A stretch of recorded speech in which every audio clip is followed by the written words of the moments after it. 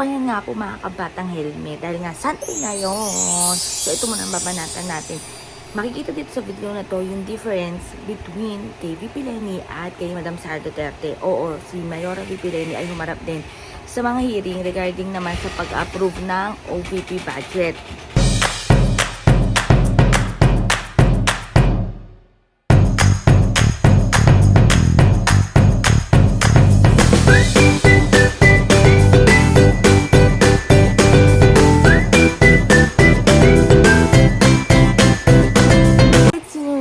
Na may kailangan talaga ng budget, umaharap naman talaga sa hearing. So, ito nga mga batang helmet, yung hearing during sa turn ni Mayora VP Leni at yung hearing din ni Madam Sara Duterte. So, kita-kita naman at angat-angat yung difference.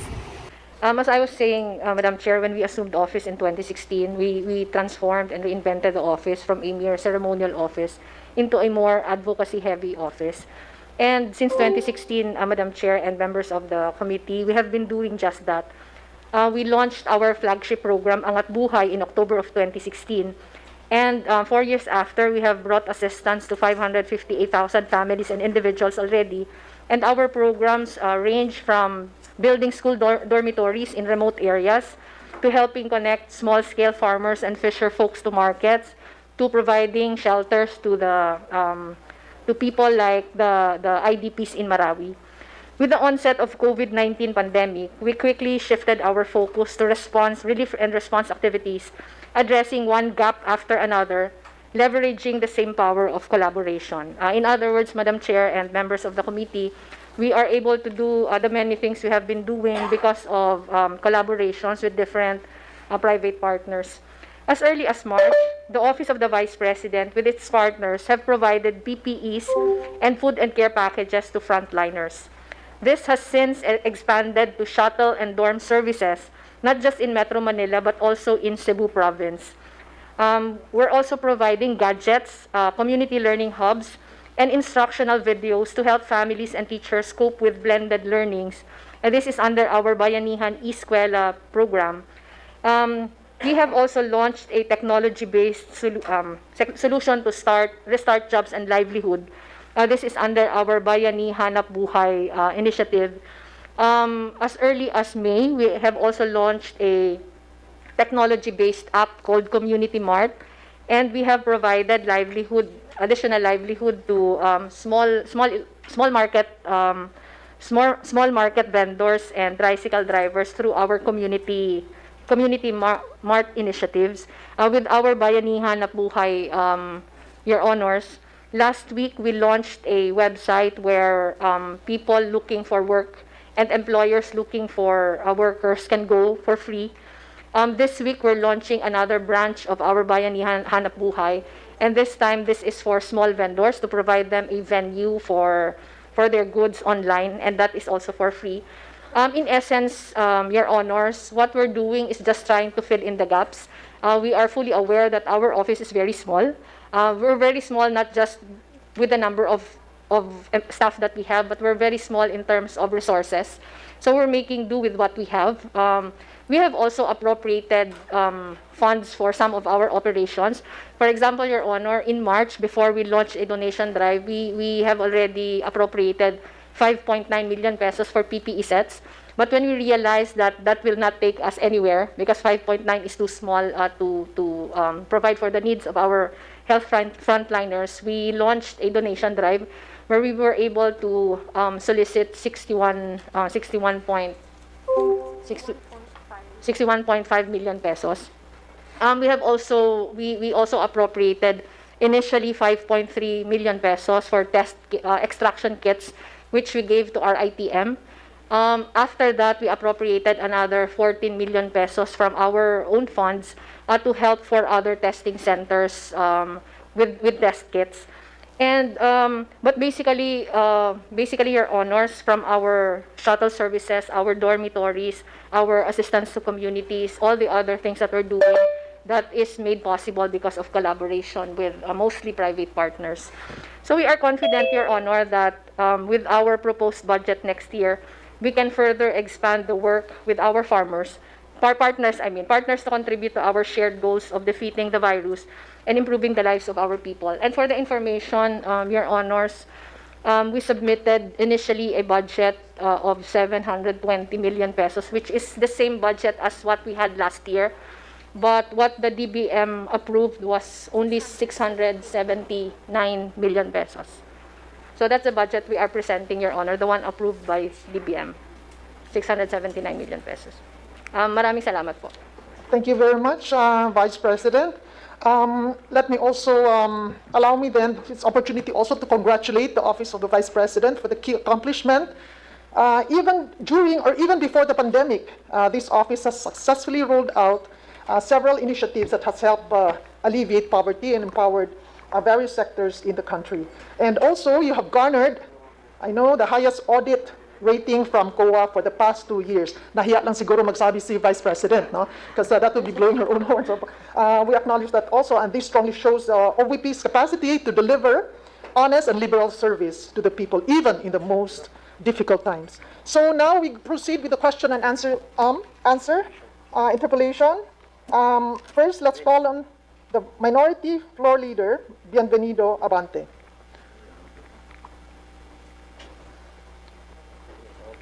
May we call on Honorable Minority Floor Leader, Bienvenido Abante.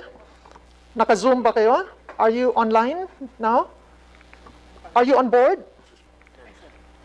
If not, then we move on to the next interpellator, Honorable Gabi Bordado. Thank you, Yes. Mr. Chairman. Madam Chairman, thank you. Thank you. Naririnig po ba ninyo ako? Loud and clear po. Okay, Madam Chairman, let me express my thanks to the committee and welcome to our Vice President, Her Excellency Maria Leonor Leni Robredo. Madam Chairman, Go ahead, Kong Gabi. yeah, you mentioned something about the unqualified opinion of the Commission on Audit. Yes, the COA gave this unqualified opinion to the Office of the Vice President in 2019 and also in 2018, Madam Chairman.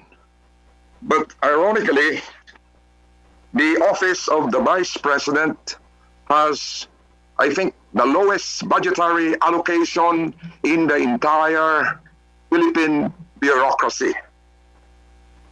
It has been engaging in frontline activities against COVID-19.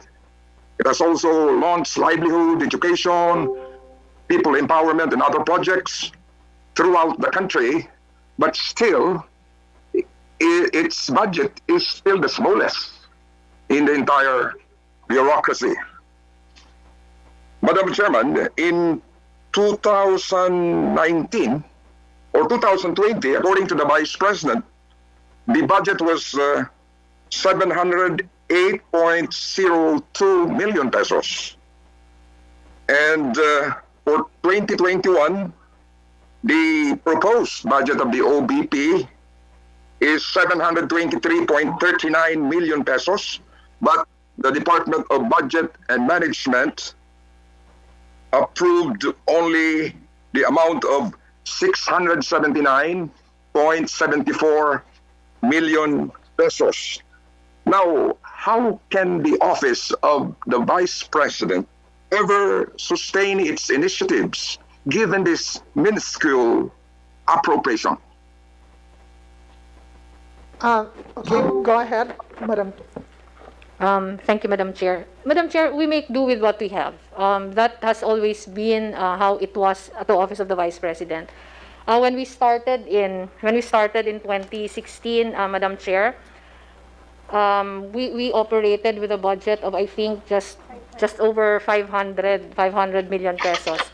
When we were defending our budget in 2018, before the Senate, one of the questions that was propounded before us, I think it was Senate President Tito Soto who asked us, how are you able to do all the things that you have been doing with that kind of budget? And I was the one who answered that. I told him we make do with partnerships with the private sector. And it was Senate President Tito Soto who proposed to give us additional funds.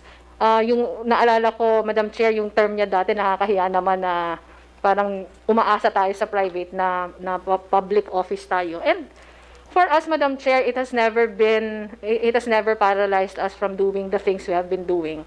As I've said, whatever is given to us, we will make do with that. Of course, we will be able to help more people if we are given more.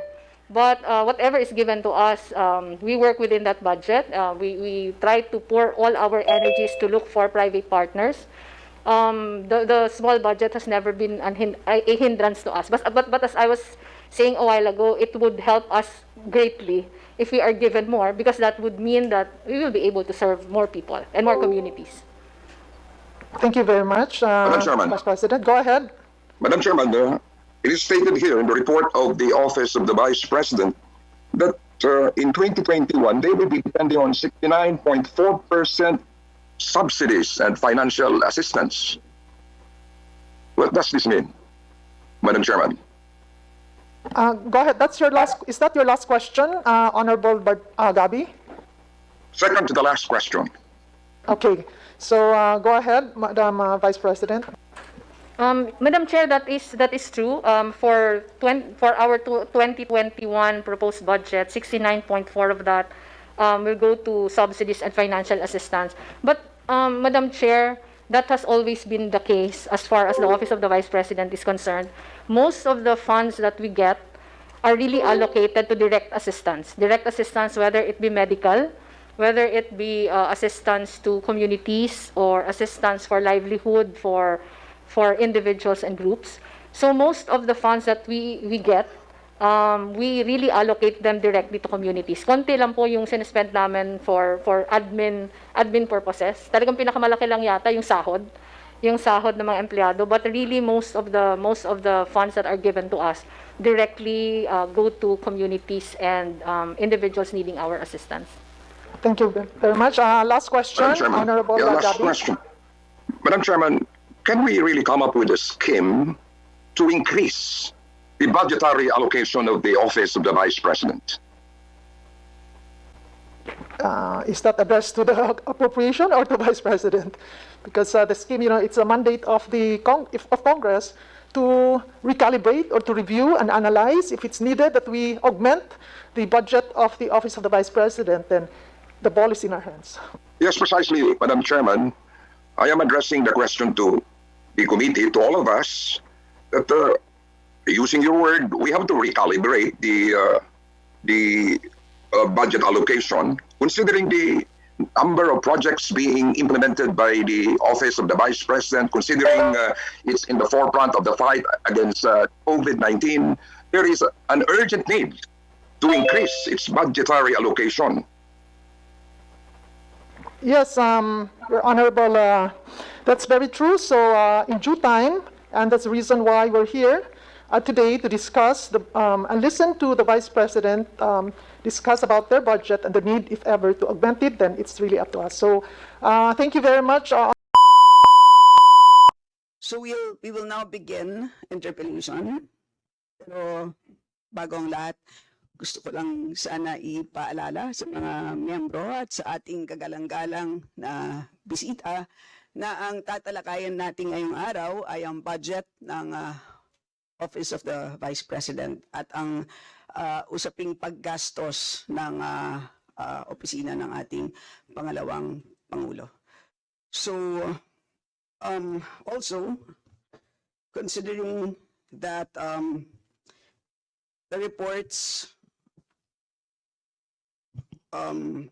if you wish to propound questions on confidential funds and expenses, we request the members to be circumspect in disclosing information and details of operations that may affect national security, public order, and public safety. Right? And of course, the usual reminder that each of you would have only 5 minutes and that the responses of our resource persons would not be included in those.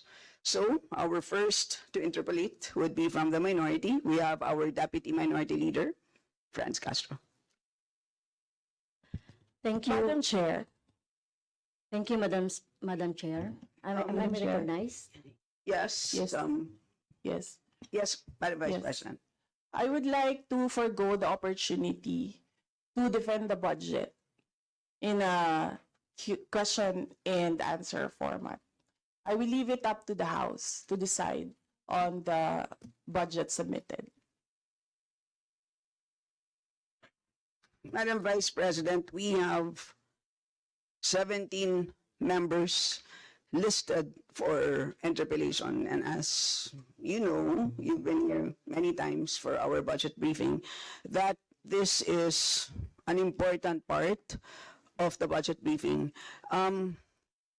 The GAA, the General Appropriations Act, is arguably the most important piece of legislation every year. At kasama po ito, ang pagtatanong at pakikinig po sa sagot po ninyo ay napaka-importante pong input sa aming pong trabaho. So, yun po, kami po ay, we will proceed to ask questions. Madam Chair, my answer for every question will be, I will forgo the opportunity to defend the budget of the Office of the Vice President through a question and answer. And I will leave it to the House to decide on the budget submitted.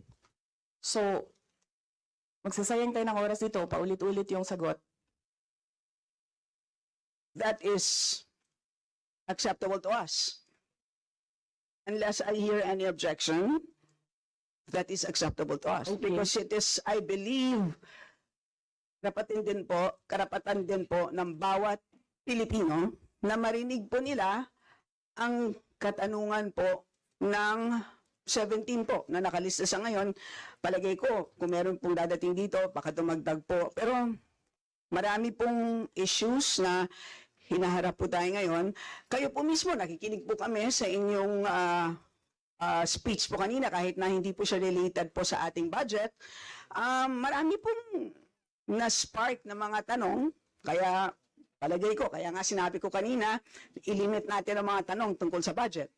So, yun po. So, kung kayo po ay binigyan po namin ng pagkakataon na i-share po ang insights, kami rin po ay magsasabi din po ng aming mga katanungan. So, with that, the Deputy Minority Leader, Madam Chair. Castro, may now proceed.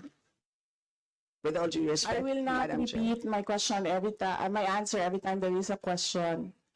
And may I seek permission that every time there is a question, that is my answer. Madam Chair, I will call you and you can do as you please, Madam Chair. But I will recognize you. Okay.